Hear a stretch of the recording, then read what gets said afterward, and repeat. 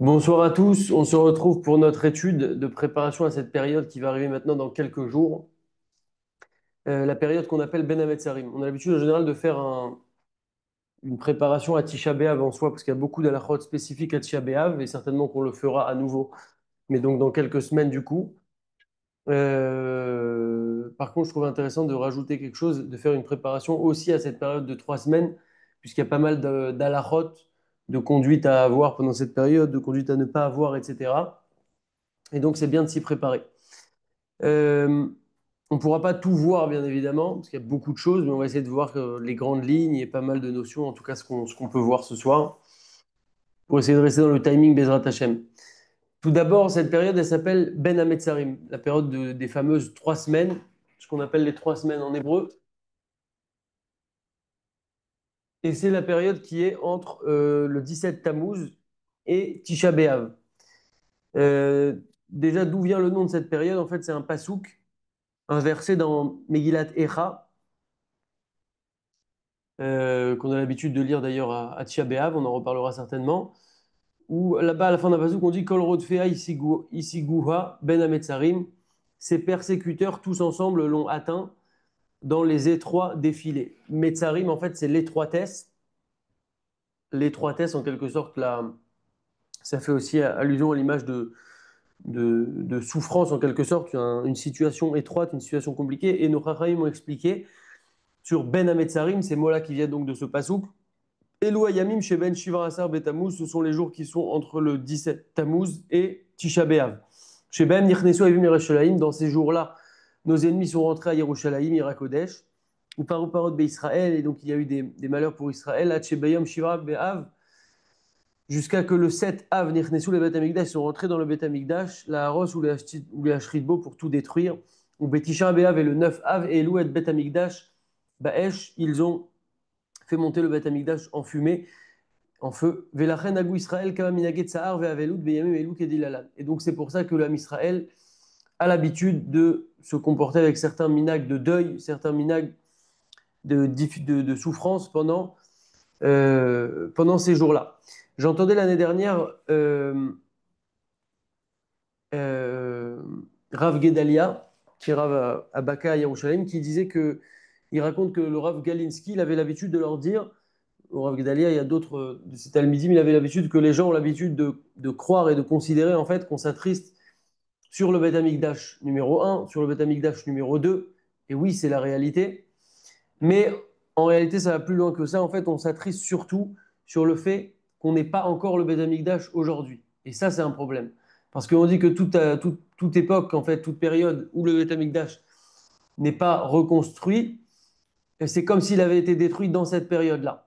Donc en fait, aujourd'hui, en 2025, eh ben, on n'a pas le Beth Amikdash, en tout cas on ne l'a pas encore. Alors c'est comme si le Beth Amikdash venait maintenant là d'être détruit. Donc quand on comprend ça, ça nous fait beaucoup plus prendre conscience des choses parce qu'on n'est pas simplement en train de commémorer un manque passé, mais un manque bien présent de ce qu'on n'a pas aujourd'hui, de ce qu'on aimerait avoir aujourd'hui. Euh, le Beth Amikdash. Une petite histoire aussi pour être un peu plus sensibilisé. On reparlera, d'habitude je raconte cette histoire pour Tisha B'Av, mais c'est bien aussi d'en parler maintenant parce que ça sensibilise un petit peu à toute cette période-là.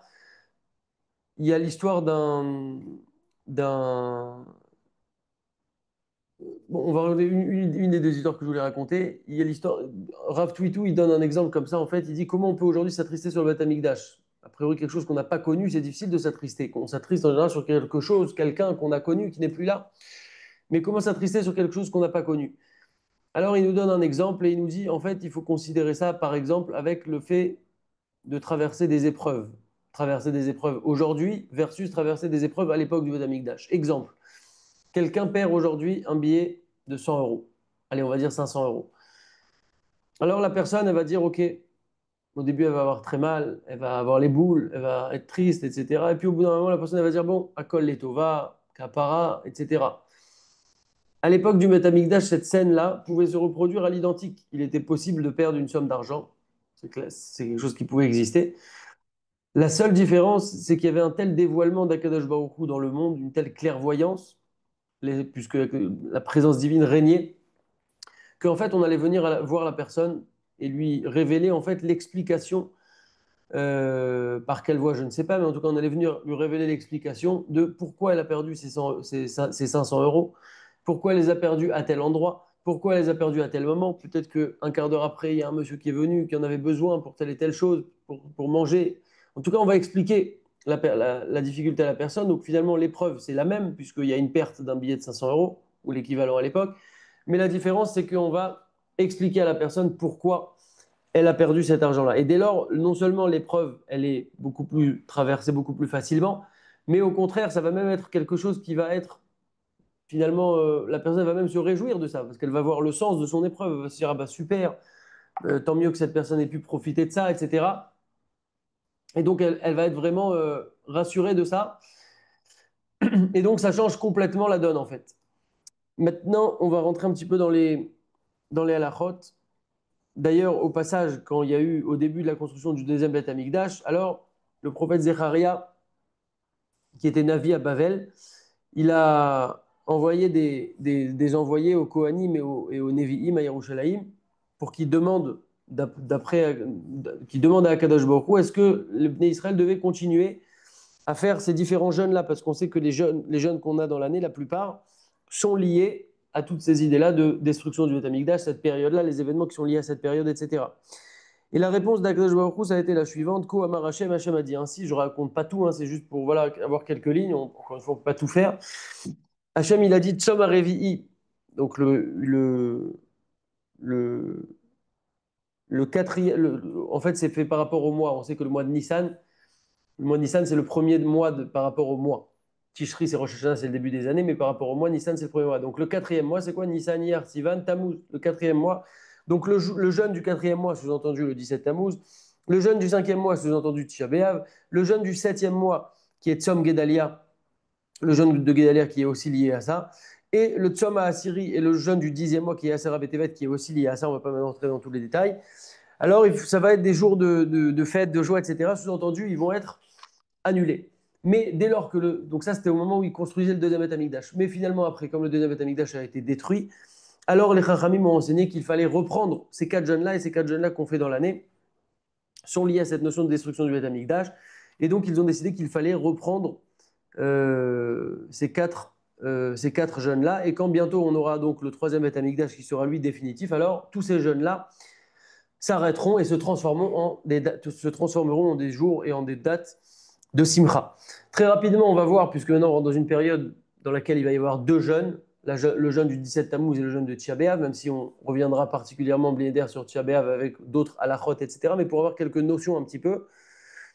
Donc déjà, il faut savoir que cette année, Tisha B'Av va tomber dimanche, ça tombera dimanche, ce dimanche qui arrive là. Ce dimanche, nous serons donc le 17 Tammuz et nous serons en date française le 13 juillet. Et Tisha B'Av tombera dimanche, donc 3 semaines plus tard, qui sera donc, si je ne me trompe pas, dimanche 3 août. Donc là, on va rentrer dans cette période de 3 semaines. Très rapidement, les raisons du jeûne de Tisha B'Av, du 17 Tammuz, pardon. Alors, on a 5 raisons. Pour 5 raisons, 5 événements difficiles qui nous sont arrivés le 17 Tammuz, on fait le jeûne du 17 Tammuz. La première raison, les louchot, les tables, les 10 commandements, les tables de la loi, qu'a descendu Moshe Rabbeinu du Har Sinaï après 40 jours et 40 nuits où il était dans le ciel, où il a appris la Torah de la bouche d'Akadosh Baruch Hu. Les louchot se sont cassés le 17 Tammuz, se sont brisés le 17 Tammuz. Deuxièmement, ils ont arrêté d'amener le Korban Tamid, c'était un Korban qu'on amenait tous les jours au Beth Amikdash, dans le premier Beth Amikdash. Ils ont arrêté de l'amener à cette période-là. Si je ne me trompe pas, c'est parce qu'il y avait un manque en fait d'approvisionnement des bêtes pour pouvoir faire ce Korban-là. En tout cas, ce Korban-là, il a été arrêté à cette date-là.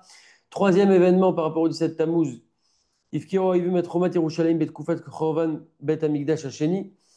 Les ennemis ont fait la première brèche dans le Beth Amikdash, donc dans le deuxième Beth Amikdash, la première brèche, donc ce qui a été la première étape en quelque sorte de la destruction, a eu lieu le 17 Tammuz. Ça, c'est pour le deuxième Beth Amikdash. Je crois que pour le premier Beth Amikdash, elle a eu lieu le 9 Tammuz. Mais on retient plus le 17 Tammuz parce que le deuxième Beth Amikdash, en fait, c'est plus important dans le sens où, après le premier, on en a eu un deuxième. Celui qu'on n'a plus aujourd'hui, celui qui a été détruit, le dernier qui a été détruit, c'est le deuxième. Donc c'est pour ça qu'on fait ça par rapport à à la percée de la muraille du deuxième Beth Amikdash qui a eu lieu le 17 Tammuz. La quatrième raison, Apostomous, il a brûlé un rouleau de Torah. Et cinquième raison, il y a eu une idole qui a été mise dans le Echal du Beth Amikdash en ce jour du 17 Tammuz. Donc voilà les 5 raisons pour lesquelles on va jeûner le 17 Tammuz. Concernant les raisons pour lesquelles on va jeûner à Tisha B'Av, encore une fois, on voit simplement les raisons rapidement. Pour 5 raisons également qui se sont produites à Tisha B'Av, le 9 Av. Premièrement, Nigzar Am Israël Shayu Bamidbar, les Bnei Israël qui étaient qui étaient dans le désert, qui devaient rentrer en Eretz Israël, il a été décrété qu'ils resteront 40 ans supplémentaires dans le désert et qu'ils ne rentreront pas tout de suite en Eretz Israël à cause de la faute des Méraglim qui ont mal parlé sur la terre d'Israël. En fait, il faut comprendre que toute la base et tout le fondement de cette date de Tisha B'Av, le 9 Av, en quelque sorte le premier Tisha B'Av qu'il y a eu dans toute notre histoire, ça a été avec l'épisode des Méraglim, les explorateurs, qui se sont plaints et que le leur a dit vous vous plaignez, alors vous allez rester 40 ans supplémentaires jusqu'à que tous les personnes d'un certain âge de cette génération-là meurent dans le désert et seulement les autres pourront rentrer, une fois qu'ils sont tous morts, pourront rentrer en Eretz Israël. Ce jour-là, ça a été le premier Tisha B'Av de l'histoire. C'est ce jour-là, cette histoire-là des explorateurs qui a fondé la source de Tisha B'Av. Et donc, depuis, ça a été un jour avec de nombreux malheurs. Là, on jeûne pour 5 raisons, c'est ce qu'on rapporte, mais en réalité, au cours de l'histoire, même après qu'on ait décidé qu'on jeûne à Tisha B'Av et qu'on fasse le jour de Tisha B'Av, il y a eu d'autres malheurs à Tisha B'Av avec des périodes de l'Inquisition, plein de choses qui sont arrivées en fait le 9 av. Mais en tout cas, le premier 9 av, c'est avec l'épisode des explorateurs. Donc ça, c'est la première raison, la faute des explorateurs, qui s'est passée le 9 av, ça a été décrété le 9 av qu'ils allaient rester 40 ans de plus dans le désert. Deuxièmement, la destruction du premier Beth Amikdash. Troisièmement, la destruction du deuxième Beth Amikdash. C'est quand même incroyable que ça se soit passé à la même date. Quatrièmement, la ville de Bétar, c'est une grande ville, elle est tombée dans la main des Romains. Et donc, il y a des millions de Juifs qui ont été tués, des hommes, des femmes, des enfants. Il faut comprendre un peu ce qui s'est passé. Et cinquièmement, Harash Tournus Rofus Aracha et Echal Shelbet Amigdash. Je ne sais pas s'il a détruit ou il a brûlé, mais en tout cas, Tournus Rofus s'est attaqué au Echal qui était dans le Bet Amigdash. Donc là, on a vu les 5 raisons pour lesquelles on jeûne le 17 Tammuz, les 5 raisons pour lesquelles on jeûne à Tisha B'Av. Et au passage, on a dit que le jeûne qui est le 3 Tishri, qui est le jeûne de Guédalia, est lui aussi lié à la destruction du Beth Amikdash. En gros, ce qui s'est passé, c'est que Guédalia Ben Achikam, c'était Nebuchadnezzar, il avait laissé seulement quelques juifs en Eretz Israël, vraiment très très peu, après qu'ils aient exilé tout le monde. Il avait laissé quelques juifs très peu, parce que ces juifs-là ne représentaient pas un danger à ses yeux. Et ce Guédalia, il a été assassiné. Et donc finalement, après là, vraiment tous les derniers juifs qui restaient en Eretz Israël sont partis. Les derniers juifs qui restaient après la destruction du premier Beth Amikdash sont partis et donc il n'y avait plus de juifs. Donc ça, c'est la raison pour laquelle on jeûne le 3 Tishri, le lendemain de Rosh Hashanah. Donc c'est aussi lié à la notion de Beth Amikdash. Et le jeûne du Asara Betevet aussi est lié au Beth Amikdash puisque Nebuchadnezzar, le rachat Nebuchadnezzar est arrivé, le roi de Bavel donc est arrivé à Yerushalayim et il a commencé c'est le début du siège en fait de Jérusalem à l'époque de Nebuchadnezzar. Donc ça aussi, le 10 Tevet, c'est lié au Beth Amikdash. Donc on voit que ces 4 jeûnes-là, ici dans Ben Hametzarim, on parle de 17 Tammuz et 9 Av, mais on voit que le jeûne du 3 Tishri, jeûne de Guédalia et jeûne du 10 Tevet sont aussi liés au Beth Amikdash. Et donc c'est pour ça que maintenant que le deuxième Beth Amikdash a été détruit, tant qu'on n'a pas le troisième Beth Amikdash, on fait ces 4 jeûnes-là. Très bientôt, Bezrat Hashem, quand on aura le Beth Amikdash, on pourra ne plus faire ces jeûnes-là et non seulement on ne le fera plus, mais ils seront transformés en Simcha. Le but d'un jeûne, le Rambam, il écrit que Kol Israël, de manière générale, Kol Israël Mitranim Beyamim tous les d'Israël, tous les Juifs vont jeûner pendant ces jours-là, à cause des malheurs qui leur sont arrivés pendant cette période-là, donc de Ben Hametzarim, pour éveiller les cœurs, pour ouvrir les portes de la tchouva, et pour qu'on se souvienne en fait des mauvaises actions qu'on a pu faire par notre passé, nos ancêtres, etc.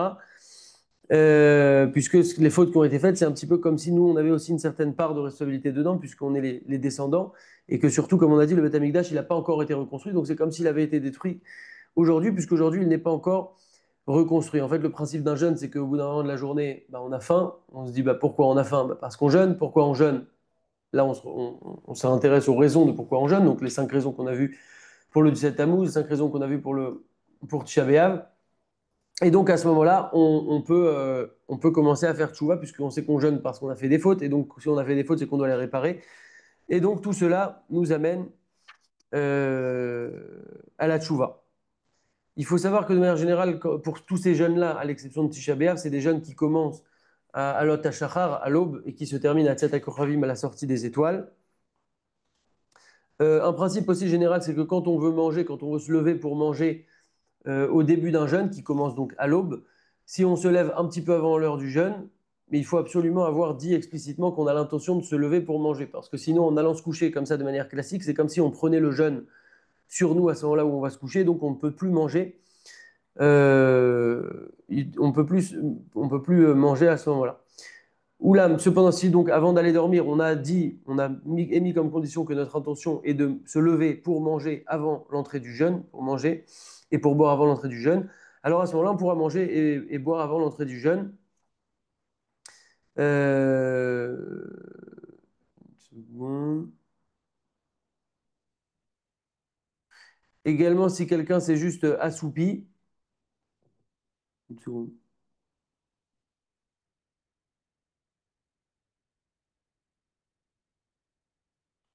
Si quelqu'un s'est juste assoupi mais qu'il n'a pas été dormir volontairement, ou par exemple, il est rentré du travail, il s'est assis un petit peu sur son canapé pour s'endormir, mais il n'avait pas prévu, donc à ce moment-là, d'aller faire sa nuit. Alors là, c'est pas comme s'il avait pris le jeûne sur lui à ce moment-là, et donc là, il n'y aura pas de problème. Et si quelqu'un il va dormir classiquement, là, c'est comme s'il avait pris le jeûne sur lui. La seule exception qu'on pourra faire, si quelqu'un il n'a pas émis cette condition qu'il comptait manger avant le début du jeûne et qui s'est réveillé dans la nuit et qu'il a envie de boire, la personne pourra éventuellement boire. Boire, ça sera permis, mais manger, si on n'a pas émis cette condition-là, ce serait un problème. Qui est obligé de jeûner, pas obligé de jeûner, on ne peut pas même rentrer dans tous les détails de ça parce que avec le temps qu'on a, c'est pas possible de rentrer dans tous les détails et je ne connais pas tout de toutes les manières. Ah oui, au passage, j'ai oublié de le dire, mais bon, on le dit chaque fois. Notre étude est basée sur les livres le livre Halacha Ve'Agada de Rav David Shalom Naki, qui est basé sur les enseignements de Rav Ovadia Yosef. La halacha est la même pour les Sfaradim et les Ashkenazim, et quand elle diffère pour les Ashkenazim, alors on le précise. C'est un kitsur d'Alaha, donc c'est un résumé. On ne peut pas tout voir encore une fois, mais on essaye de voir pas mal de notions. Donc le clal général, c'est que tout le monde doit faire ces jeûnes-là. C'est des jeûnes qui sont assez importants, mais bien évidemment, il y a des gens qui vont être exemptés de jeûner. Quand les personnes sont exemptées de jeûner, c'est pas pour aller se faire une glace ou un hamburger ou un pique-nique. Il y a aussi des conditions à ça. Et donc chacun se référera à son rave par rapport à ces points-là. Euh, Également, quelqu'un qui aurait oublié que c'est le jeûne, par exemple. On peut, encore une fois, on ne rentre pas dans tous les détails, mais on voit quelques points. Quelqu'un qui a oublié que c'était le jeûne et qui a mangé, même s'il a mangé une certaine quantité, alors il doit continuer, à partir du moment où il réalise que c'est le jeûne, il doit continuer le jeûne parce que le jeûne a été fixé par rapport à cette date-là précisément. Et donc, il faudra tout de suite, immédiatement reprendre le jeûne. C'est pas que parce que quelqu'un a oublié, par exemple, a bu un café ou a mangé un gâteau, et juste après, il se rappelle que c'est le jeûne. Alors, tout de suite, le jeûne démarre et à la limite, j'ai envie de vous dire, c'est peut-être encore plus dur parce que là, il aurait pu dire, j'aurais voulu manger un peu avant, etc. Et là, d'un coup, il se rappelle que c'est le jeûne, tac, il doit arrêter. Et donc, il faut euh, continuer le jeûne. Euh, Quelqu'un qui aurait des problèmes de santé devrait aussi donc euh, consulter un rave et avec un avis souvent médical pour voir qu'est-ce qu'il peut faire ou pas faire. En tout cas, on ne peut pas rentrer maintenant dans tous les détails de ça.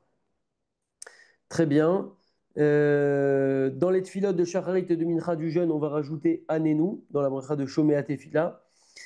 Par contre, dans le Harvit, qui est la veille du jeûne, on ne va pas dire Anenu, puisqu'on a par exemple encore l'intention de manger le soir, puisque le jeûne n'est pas encore entré pour Tisha B'Av, pardon, pour le 17 Tammuz. Euh, Il n'y a que à Tisha B'Av où là le jeûne commence dès le soir, qu'on va, dès la prière d'Arvit, faire aussi Anenu, qu'on a l'habitude donc de dire dans la Hamida quand c'est un jour de jeûne. Je traduis pas tout parce que sinon on n'aurait pas le temps. Ok.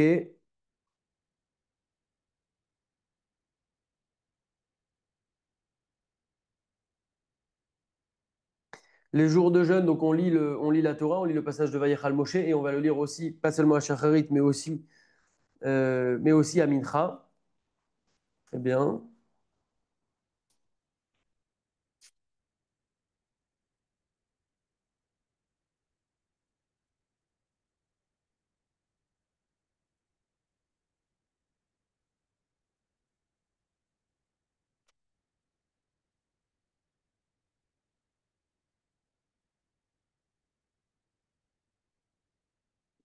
Le jour de jeûne, c'est un jour, donc, comme on a dit, qui est un jour propice à la tchouva. Et donc, par définition, on doit essayer aussi d'étudier la Torah ce jour-là, puisqu'on a un jour de. On est en. Bon, avec Tisha B'Av, c'est un peu spécial, on ne peut pas tout étudier.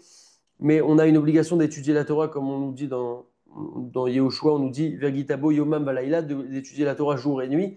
C'est pas forcément des heures entières le jour, des heures entières la nuit. Quelqu'un qui, par exemple, a fixé son temps d'étude le matin, et bien le soir, s'il étudie ne serait-ce que quelques minutes, ça s'appelle aussi étudier le jour et la nuit. Donc ça, c'est quelque chose une conduite qu'il faut avoir de manière générale tous les jours de l'année, mais donc aussi pendant ces jours-là, puisque c'est des jours qui sont particulièrement importants. Pour en venir maintenant aux différents minagim qu'on va avoir cette fois dans la période de Ben Hametzarim, donc dans ces 3 semaines-là qui sont entre le 17 Tammuz et Tisha B'Av. Tout d'abord, le Tikkun Chatzot. Le Tikkun Chatzot, c'est composé de Tikkun Rachel et Tikkun Léa. C'est principalement composé de Teilim, c'est quelque chose qui n'est pas très compliqué. Quand on a l'habitude de le lire, ça prend, allez, on va dire peut-être 5-6 minutes, 5-6-7 minutes à lire en tout. C'est principalement composé de Teilim, comme j'ai dit. Le Tikkun Rachel, c'est principalement des. On s'attriste en quelque sorte sur la perte du Beth Amikdash, des Beth Amikdash, et sur tous les malheurs qui sont arrivés au peuple juif, sur la perte des tzadikim, etc.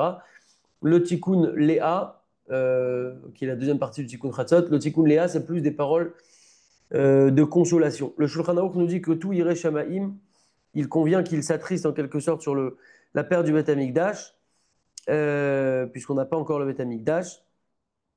Et le Harizal, c'est lui qui a institué le Tikkun Chatzot, qui est encore une fois donc composé du Tikkun Rachel plus le Tikkun Léa.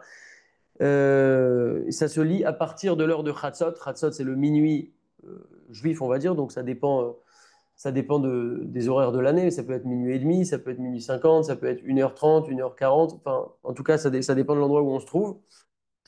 Et donc, on le lit donc à partir du minuit juif jusqu'à donc du minuit calendaire, Chatzot Laïla, jusqu'à Hamoud HaShachar. Hamoud HaShachar, c'est l'aube. Pour le Tikkun Léa, quelqu'un qui n'aurait pas lu le Tikkun Léa alors que l'aube est déjà arrivée, il peut encore le lire jusqu'au Netz HaChamash, jusqu'au lever du soleil. En général, pour le Tikkun Rachel, on a l'habitude de s'asseoir par terre. Comme le sol est pavé aujourd'hui, enfin, dans les maisons, il n'y a pas de problème, on peut s'asseoir directement par terre. Et pour le Tikkun Rachel, en général, on a aussi l'habitude, c'est bien d'enlever ses chaussures. Le Tikkun Chatzot, c'est quelque chose de très élevé, c'est encore plus élevé que la Tfila honnête, c'est encore plus élevé que les Slichot qu'on lit au mois des Louls. Et Rabbi Yosef Chaim, le Ben Ishraï, il écrit que même si on n'a pas toutes les intentions qu'il faut avoir dans le Tikkun Chatzot, etc., en pleurant, s'adressant sur le Beth Amikdash, c'est comme si, c'est quand même bien de le faire à partir du moment où on sort les mots de sa bouche et qu'on le fait avec une bonne intention. Il ne faut pas annuler le Tikkun Chatzot. Euh, Juste une seconde. Donc là, en fait, on parle du Tikkun ici parce que c'est lié à ces notions-là, donc de la destruction du Beth Amikdash, c'est le sujet même. Là, on est vraiment dans la période qui va parler de ça, mais en fait, toute l'année, on pense au Beth Amikdash. À chaque fois qu'il y a une simcha, par exemple un mariage, on dit Meshkacher Yerushalayim, donc on pense au Beth Amikdash, on marque le coup. D'ailleurs, quand on casse le verre, en fait, c'est pour pas que la simcha elle soit complète. C'est pour ça que si on veut bien procéder, alors quand on casse le verre, c'est pas tout de suite il faut dire Mazal Tov, parce qu'on dit pas Mazal Tov parce qu'on a cassé le verre, parce qu'on casse le verre par rapport au fait qu'une simcha ne peut pas être complète tant qu'on n'a pas le troisième étamikdash. Donc en fait, on casse le verre, on se rappelle que la simcha n'est pas complète.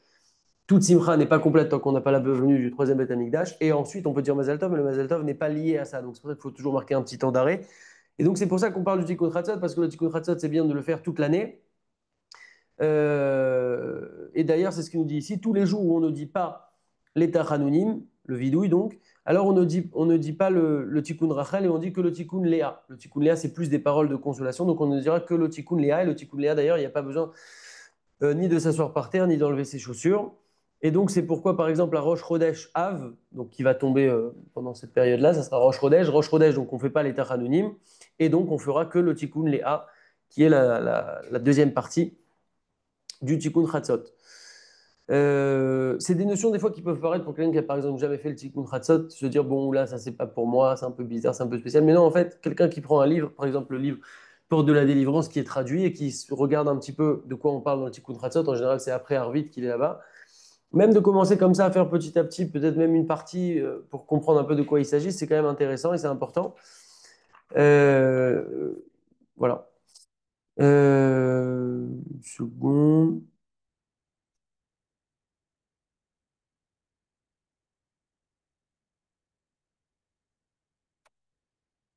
Maintenant, pendant la période de Ben Hametzarim, on a l'habitude de lire le Tikkun Rachel, que le Tikkun Rachel, donc la première partie du Tikkun Chatzot, en s'asseyant par terre et en enlevant ses chaussures si possible, de lire le Tikkun Rachel, cette fois pas comme dans l'année seulement à Chatzot Laïla, mais à partir de, à partir de Chatzot Hayom, donc ça peut être midi et demi, midi 45, 1 heure, etc.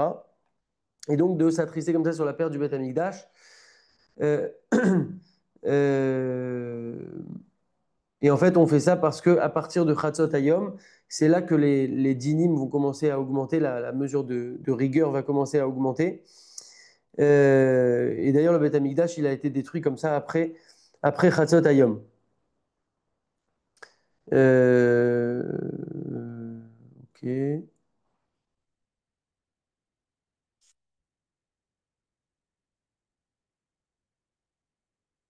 À Tisha B'Av, c'est particulier, on ne fait pas le tikkun Rachel pendant la journée, puisque on va, le matin, on va parler beaucoup de la destruction du Beth Amikdash, de la Avelout sur la destruction du Beth Amikdash, etc. Euh, ok.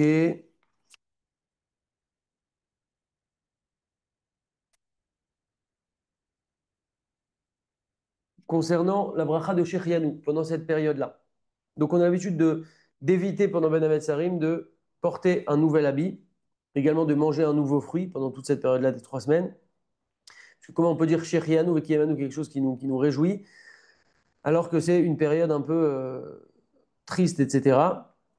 Par contre, dans les Shabbats qui sont dans cette période-là, on peut faire Shérianou sur un fruit, on peut faire Shérianou sur un nouvel habit, comme c'est Shabbat, etc. Il n'y a pas de problème. OK.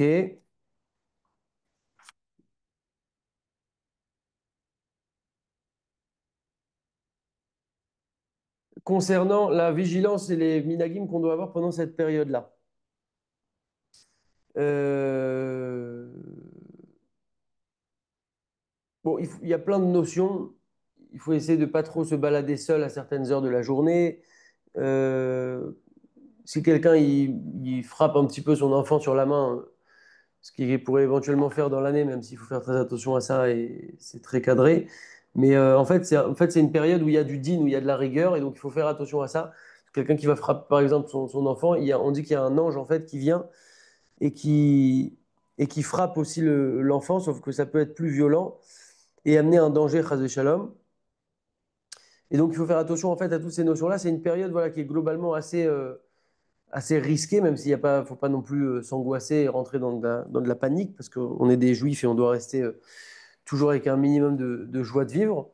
D'ailleurs, on dit que quand on rentre dans le mois de Av, Memahatin, Bessimcha, quand on dit dans le mois de Hadar, Marbim, Bessimcha, on multiplie la joie au mois d'Hadar.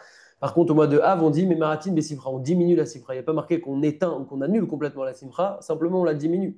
Mais un juif doit toujours rester joyeux, Bessimcha, enthousiaste. On a plein de mitzvot à faire, on a de la Torah étudiée, on a beaucoup de choses à faire aussi pendant cette période-là. Et donc, il ne faut pas passer à côté de sa vie non plus pendant 3 semaines, mais simplement qu'il y a comme ça des petits principes auxquels il faut faire attention. Quand j'ai dit un ange qui frappe l'enfant, c'est pas vraiment un ange, c'est plus un mazik, donc comme un être qui peut causer un dommage. Je ne connais pas tous les détails de ça, donc on ne va pas rentrer spécialement dedans. Concernant la musique, il faut être vigilant de ne pas écouter de la musique où il y a des instruments pendant ces jours-là. Par contre, si c'est une simcha de mitzvah, comme une brit mila, un pidyon aben, un rachat du premier-né, une bar mitzvah, qui tombe vraiment le jour de la bar mitzvah, le jour anniversaire des 13 ans en hébreu, une seudat ratan vekala, un shea brachot, un sioum masechet, une conclusion d'une masechet, d'une masechet. Alors là, ce sera permis de faire des instruments de musique. Donc, dans certains cas où c'est une seudat mitzvah, ce sera permis. On ne va pas encore une fois rentrer dans tous les détails de ces Seudot Mitzvah, mais c'est ça le klal général. Mais si ce n'est pas une Seudot Mitzvah, alors il faut pas écouter de musique. Et même à la veille à la veille de, seconde, la veille de Shabbat, même après Chatzot, donc vendredi après-midi, il y en a qui voulaient dire que on se prépare à Shabbat, on arrive, etc. On se prépare à Shabbat dans le mur de Shabbat. Non, même à cette heure-là, on ne peut pas écouter en fait de musique. C'est pas non plus la fin du monde. C'est ces 3 semaines-là.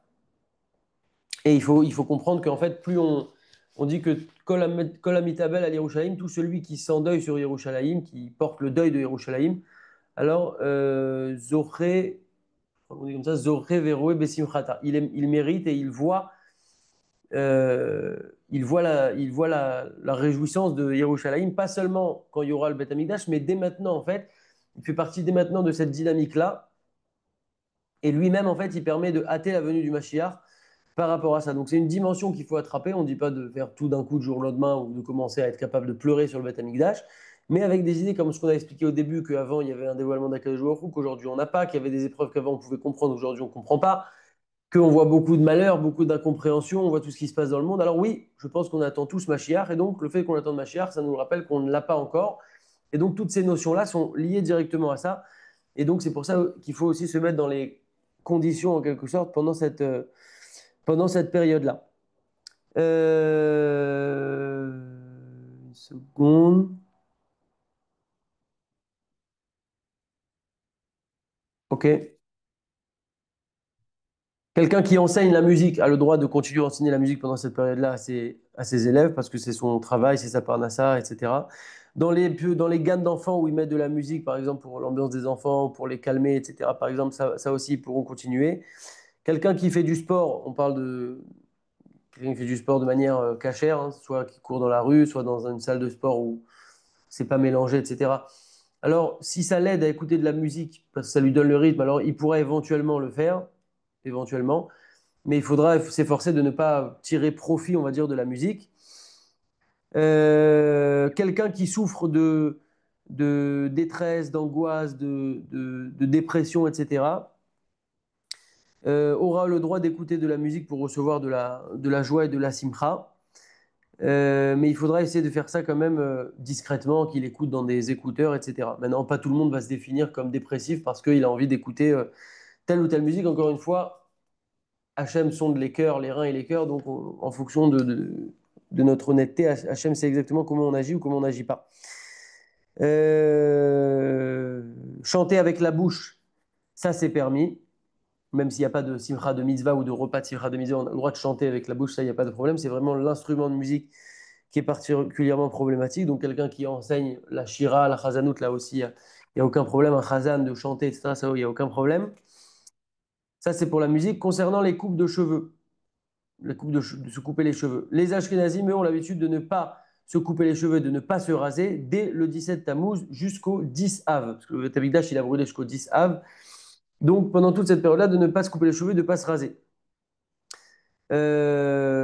Par contre, s'il y a une Brit Mila, par exemple, ou un Pidyon Aben, un rachat du premier-né qui tombe dans ces périodes-là, dans cette période-là, alors il sera permis au Baal Simcha, c'est-à-dire pour une Brit Mila, le Moël, le Sondak et le père du bébé, de se couper les cheveux, de se raser en l'honneur du jour. Par contre, dès qu'on est dans la Shavuot, dans la semaine dans laquelle tombe Tisha B'Av, alors là, même en cas de simcha comme ça, ce sera pas permis. Pour les femmes, pour les femmes qui sont ashkénazes, là, il n'y a pas de problème pour les femmes de se couper les cheveux. Pour les enfants, pour les ashkénazim, il est permis aussi, bien pour les ashkénazim, de se couper les cheveux pour les petits-enfants qui ne sont pas encore arrivés à l'âge de chinour, c'est-à-dire 5-6 ans, jusqu'à la semaine dans laquelle tombe Tisha B'Av. Pour les sfaradim, on a l'habitude de se couper les cheveux et de se raser sans aucun problème, c'est différent, jusqu'à Shavua Shechalbo Tisha B'Av, la semaine dans laquelle tombe euh, Tisha B'Av.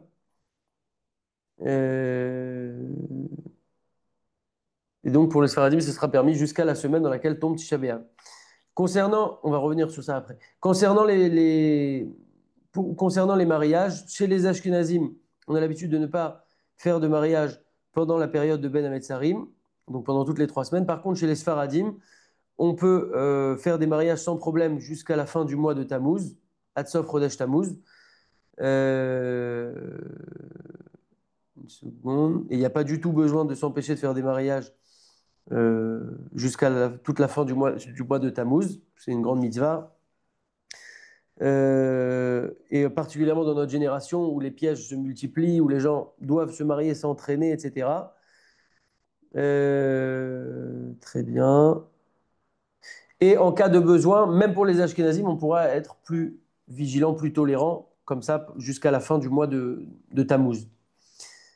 Euh, un Ashkénaz a le droit d'assister à un mariage d'un Sfarad, puisqu'on a dit que pour les Sfarad, on peut se marier jusqu'à la fin du mois de Tammuz. Donc, admettons qu'on est le 23 Tammuz, on peut sans aucun problème, un Ashkénaz peut sans aucun problème assister au mariage d'un Sfarad. Excusez-moi juste une seconde.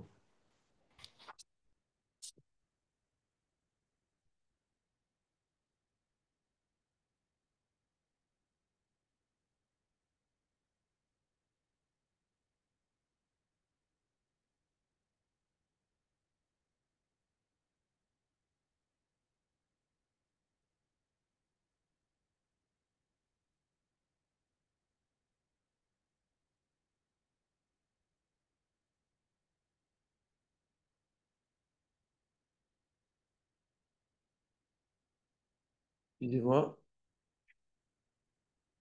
Euh, Donc, un Sfarad peut assister au mariage d'un. Pardon, un Ashkénaz peut assister au mariage d'un Sfarad, puisque les Sfarades se marient sans aucun problème jusqu'à la fin du mois de Tammuz. Par contre, à partir de Rosh Chodesh Av, donc dans le début du mois de Av et jusqu'au 9 Av, alors les Sfaradim aussi, là, eux, ne feront pas de mariage. Ce n'est pas un bon siman, un bon signe de faire euh, des mariages pendant ce moment-là, puisque, comme on a dit, quand on rentre dans le mois de Av, on diminue la joie. On a également de l'habitude dans les 3 Shabbats qui sont dans ces 3 semaines-là de lire des haftarot particulières. C'est ce qu'on appelle Shlosha des Puranuta. Euh, donc les 3 haftarot, sous-entendu de Puranuta. Puranut, c'est le malheur, puisque c'est des moments un petit peu difficiles comme ça. Donc il y a des haftarot particulières. Concernant les halachot maintenant dans le mois de Av, donc comme on a dit, Mishinichnas Av, Mematin et Simcha, quand on rentre dans le mois de Av, on diminue la Simcha. Euh, Encore une fois, on est précis sur le mot diminuer la simcha et non pas éteindre ou annuler complètement la simcha, puisque on nous dit, c'est marqué dans Teilim, Ivdu et Hashem be simcha, servez à Kadosh Baruch Hu avec simcha. C'est d'ailleurs le travail de notre vie, parce que quand il y a une simcha, bah, c'est facile de servir Hashem, puisque c'est des moments, une bar mitzvah, un mariage, une fête, un succès, une réussite, etc. Mais en fait, Hachem nous demande de le servir. Donc c'est tous les jours qu'on doit le servir au travers de notre tfila, de notre étude de la Torah, de nos mitzvot. De le servir, Bessimcha, c'est un grand travail. Il faut savoir que c'est un travail pour tout le monde, même pour les gens les plus élevés, les plus forts. Et donc il faut tout le temps se renforcer sur ça. Ça, c'est une petite parenthèse. Euh,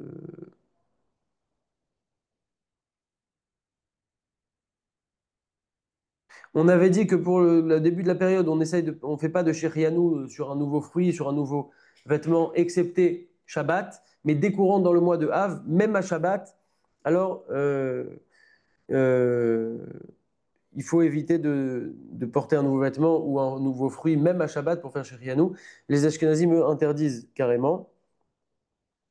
Pour un fruit, par contre, ce sera particulier, ce sera une exception. On pourra faire la bracha de Shirianou, même après Rosh Chodesh Av, particulièrement si c'est à Shabbat, puisque la simcha qu'on a en mangeant un fruit, c'est pas la même simcha qu'un vêtement, un beau costume qu'on a acheté. Donc pour un fruit, on peut être plus tolérant. Un juif qui a un procès avec un goy évitera de se faire juger depuis Rosh Chodesh Av jusqu'au 9 Av, puisque le Mazal d'Israël n'est pas au top, n'est pas le plus haut pendant ces 9 jours-là.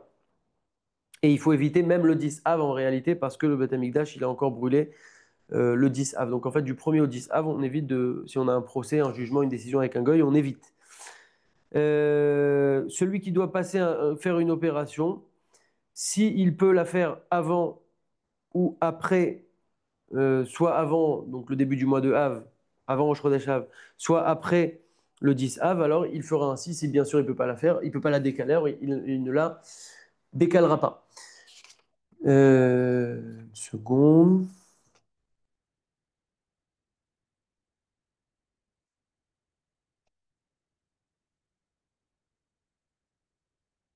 Et on va essayer de voir. Je regarde l'heure en même temps, en fait. Ne vous inquiétez pas, hein. Euh, Massa ou Matan Shel Simcha. Donc, tout ce qui est achat et vente, très rapidement. L'idée, c'est qu'on essaye d'éviter de faire des transactions, des échanges, etc., qui nous réjouissent, comme par exemple acheter tout ce qui est les besoins pour les mariés, etc., Euh, des bijoux. Concernant le fait d'acheter des objets, des ustensiles ou des meubles pour les utiliser dans sa maison, ça, ce sera permis, même pendant le mois de Av. Par contre, une nouvelle voiture, par exemple, où là, on a vraiment une très grande joie en général, qui s'estompe au fur et à mesure en général, mais en tout cas, au moment où on l'achète, on a une grande joie. Si c'est pour les besoins de sa parnassa, admettons, il est chauffeur ou il en a besoin pour travailler, alors ce sera permis. Par contre, si c'est pour son plaisir, ça, il faut pas acheter la voiture à ce moment-là. On n'achètera pas de nouveaux vêtements pendant le mois de Av, même si on ne les porte que après Tisha B'Av. Euh, mais en tout cas, d'acheter des vêtements, même les acheter, là, c'est un problème dès lors qu'on est dans le mois de Av. En fait, plus on avance dans cette période, plus les interdits sont forts, puisqu'on se rapproche de la date de Tisha B'Av. On peut acheter des livres de Torah, ça, il n'y a pas de problème, même si ça nous apporte une grande joie, parce que c'est une joie de mitzvah. Donc ça, il n'y aura pas de problème. Euh, concernant,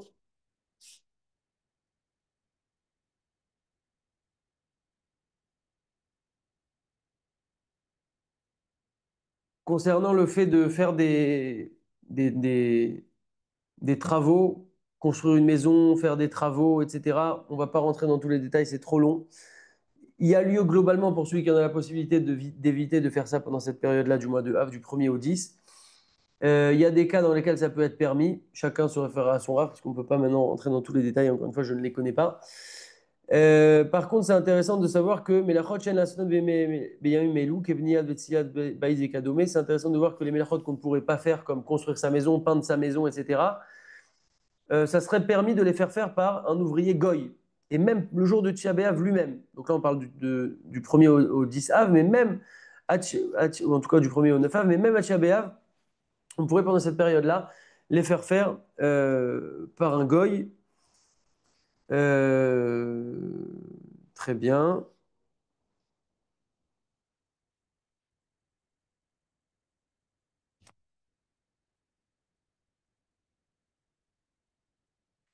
Ok. Concernant maintenant, et on va terminer sur ça,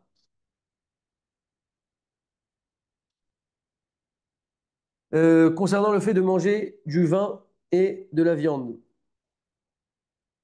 Euh, c'est intéressant de savoir que quand le deuxième Beth Amikdash, il a été détruit, alors il y a des chassidim, la définition d'un chassid, la chassidoute, c'est d'aller au-delà du din, de faire plus que le strict minimum. En tout cas, il y a des chassidim comme ça, des pieux, on va traduire ça comme ça, qui ont décidé de plus manger de viande et de plus boire de vin.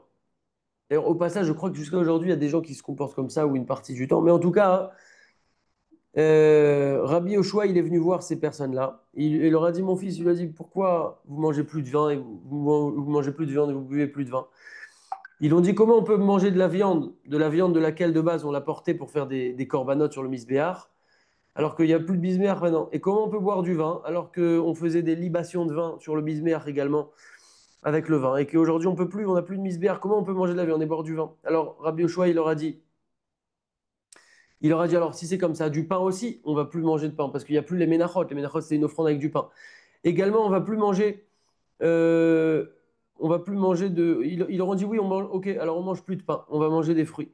Il leur a dit mais même les fruits vous ne pourrez pas les manger puisque les bikurim, les prémices, les premiers fruits qu'on amenait en offrande, qui étaient des sept fruits d'Israël, on les amenait en offrande et on ne peut plus le faire, on n'a plus le Betamikdash. Alors ils ont dit ok, même ça on va plus le manger, on va pas manger les 7 fruits, on va manger d'autres fruits. Il leur a dit, OK, même si vous mangez d'autres fruits, par contre, de l'eau, vous ne pourrez plus en boire, puisque ça a été annulé, les libations d'eau. On avait des libations d'eau, je crois que c'était à la fête de Sukkot. Marqué ouais, ici, à la fête de Sukkot. Alors là, ils se sont tués, ils ont arrêté de répondre. Je ne savais plus quoi répondre parce que l'eau, c'était indispensable.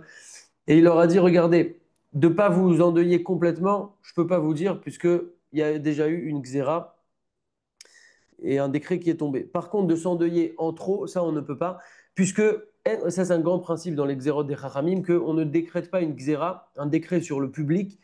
Et là, imken, rov hatzibur yichulu la'amod ba. Un décret n'est fait que si la majorité du tzibour est capable de tenir le décret. On ne parle pas de quelqu'un particulier qui veut faire plus et rajouter, etc. On parle d'un décret général qui s'applique à tout le peuple.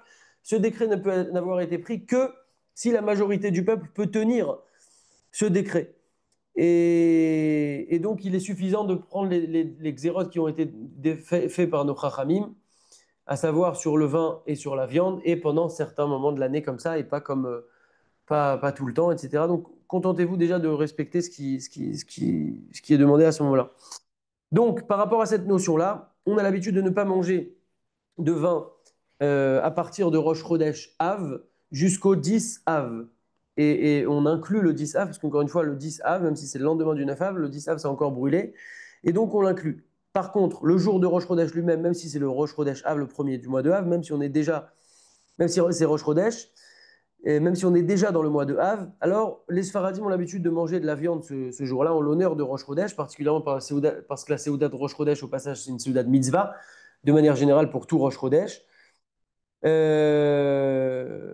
il y a des Ashkenazim qui, eux, ont l'habitude de ne pas manger de viande même dès le jour en fait de euh, Rosh Chodesh. Très bien. Euh, L'habitude de ne pas manger de viande, donc à partir de Rosh Chodesh Av, excepté Rosh Chodesh Av lui-même pour certains, on a dit, ça concerne la viande rouge, mais aussi la viande blanche, la viande de volaille, etc. Et même un plat dans lequel aurait cuit de la viande. Par contre, le poisson, ça sans aucun problème, c'est interdit. Quelqu'un qui ne pourrait pas se contenter de mes halavi, parce qu'il n'aime pas du tout, il va pas pouvoir s'en sortir, etc. On lui permettra éventuellement de manger du poulet, mais ça encore, c'est à demander à un rave pour permettre cette autorisation-là. Pour les petits-enfants, c'est permis de leur faire de la viande rouge et a fortiori de la viande de volaille.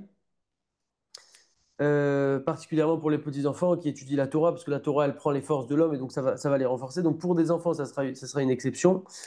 Il y a aussi d'autres exceptions à voir en fonction de certaines personnes, mais on peut pas rentrer dans tous les détails de ça. Très bien. Euh,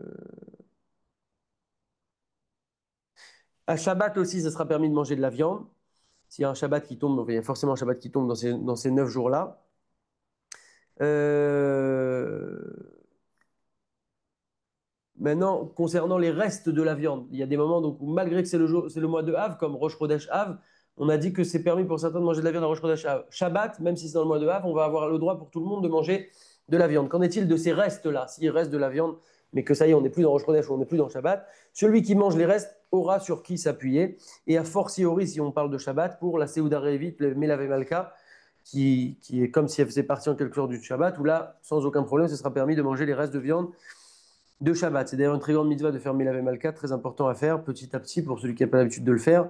Commencer par un fruit, puis après un mésonote, et celui qui peut motzi, c'est magnifique. Il n'y a pas besoin de manger énormément, mais en tout cas, c'est une grande mitzvah. Il y a aussi des cas de Seudat Mitzvah, et on ne va pas rentrer dans tous les détails, où ça sera permis pour certaines personnes, toutes les personnes de la Seudat Mitzvah, si c'est une vraie Seudat Mitzvah, de manger de la viande. On ne peut pas maintenant rentrer dans tous les détails des différentes Seudot Mitzvah qui pourraient tomber pendant ces 9 jours-là ou dans lesquels on pourrait permettre de manger de la viande. Concernant le fait de boire du vin, on a presque terminé. L'habitude pour les Sfaradim, il y a différentes habitudes. Il y en a qui permettent, il y en a qui interdisent de boire du vin pendant ces jours-là.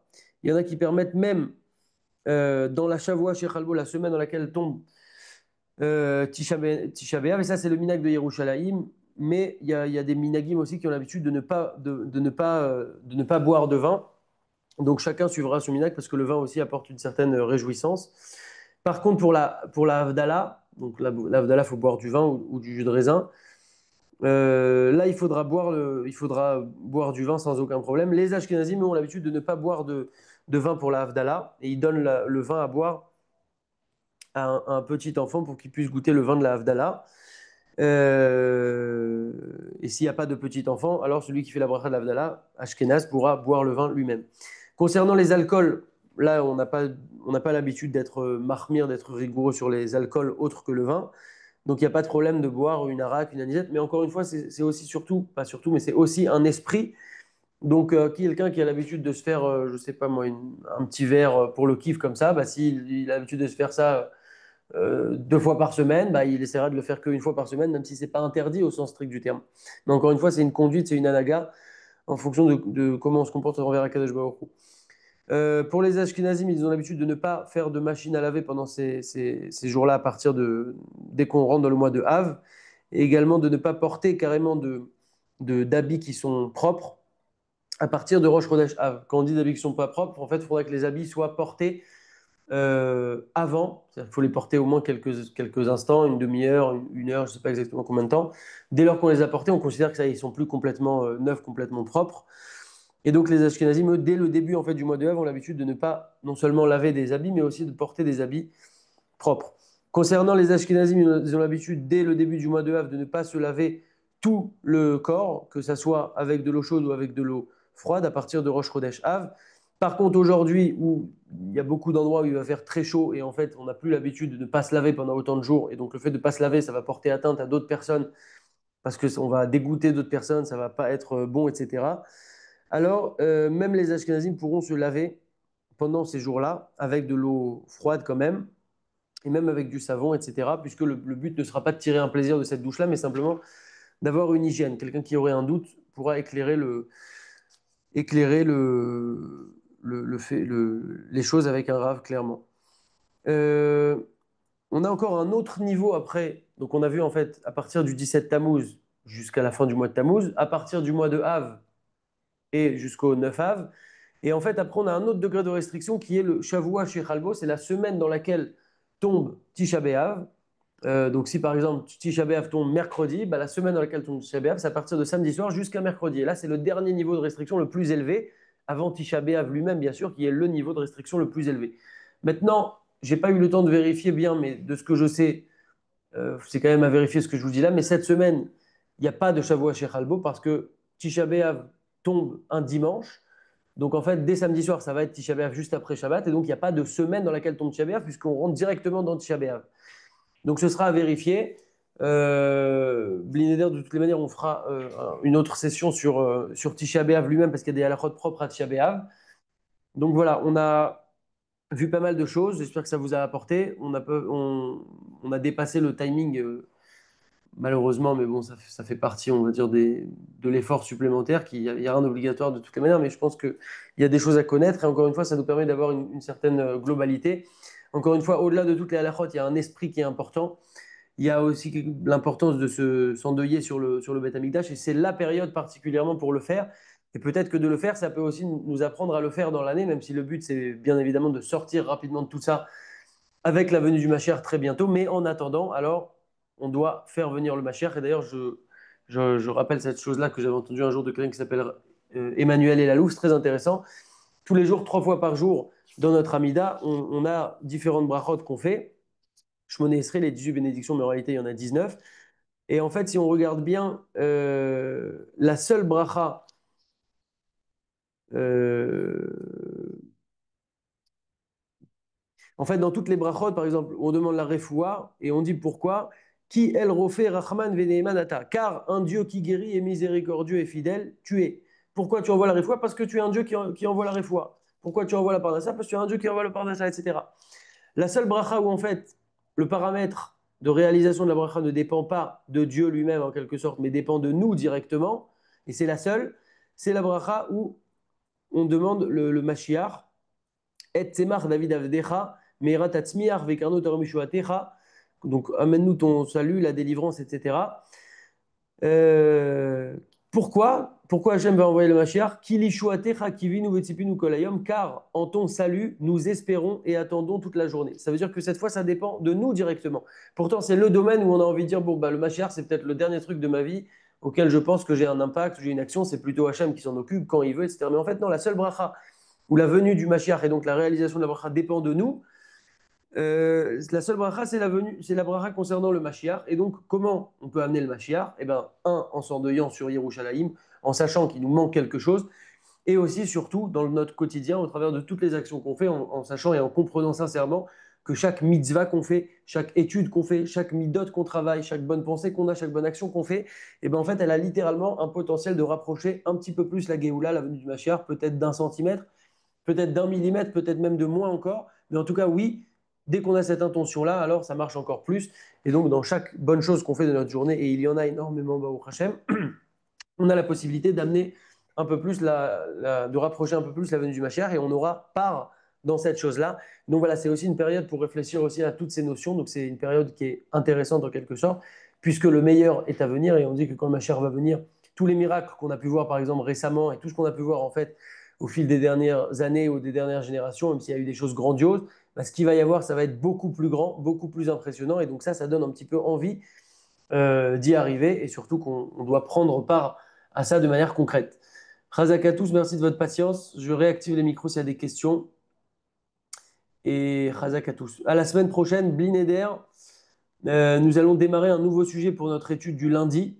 On devait commencer ce soir, mais finalement, on a fait ce sujet-là. Ça va être le sujet de la Seouda, la table, tout ce qui concerne notre alimentation, comment manger, quoi manger, quel brachot faire, avant, après, pourquoi les brachot, qu'est-ce que ça fait une bracha concrètement, quelle est l'importance d'une bracha. Il y a énormément de choses extrêmement intéressantes. On mange 3 fois par jour au minimum.